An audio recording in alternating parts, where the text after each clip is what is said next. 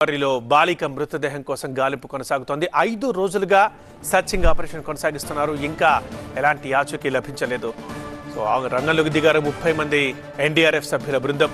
కాలువలో నీటి అడుగున గాలించబోతోంది. ఇక ఎన్డీఆర్ఎఫ్ బృందం బాలికపై అత్యాచారం చేసి హత్య చేశారు నిందితులు. పోలీసుల అదుపులో ఉన్నారు 3 మైనర్లు. నంద్యాల జిల్లా పగిడ్యాల మండలం ముచ్చుమరిలో సర్చింగ్ ఆపరేషన్స్ కొనసాగుతున్నాయి. వాటికి 5 రోజులు. అత్యాచారం హత్యకు గురైన బాలిక ఆచూకీ కోసం కాలువను జల్లెడపడుతోంది ఎన్డీఆర్ఎఫ్ బృందం. మొత్తం 30 మంది బోట్ల సాయంతో కాలువలో గాలింపు చర్యలు చేపట్టారు. ఆక్సిజన్ పెట్టుకుని నీళ్లలోకి దిగిన ఎన్డీఆర్ఎఫ్ సభ్యులు లైట్లేసుకుని మరీ మృతదేహం కోసం అన్వేషిస్తున్నారు.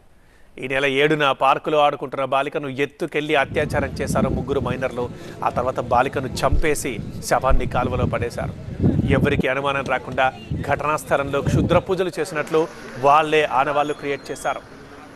నిందితుల్ని పట్టుకున్నారు పోలీసులు. వారు చెప్పిన సమాచారంతో 3 రోజులుగా కాలువలో గాలిస్తున్నారు ఎన్డీఆర్ఎఫ్ టీం. అయితే ఇప్పటిదాకా చిన్నారి మృతదేహం ఆచూకీ దొరక్కపోవడంతో నిందితులపై మళ్లీ అనుమానాలు వ్యక్తమవుతున్నాయి.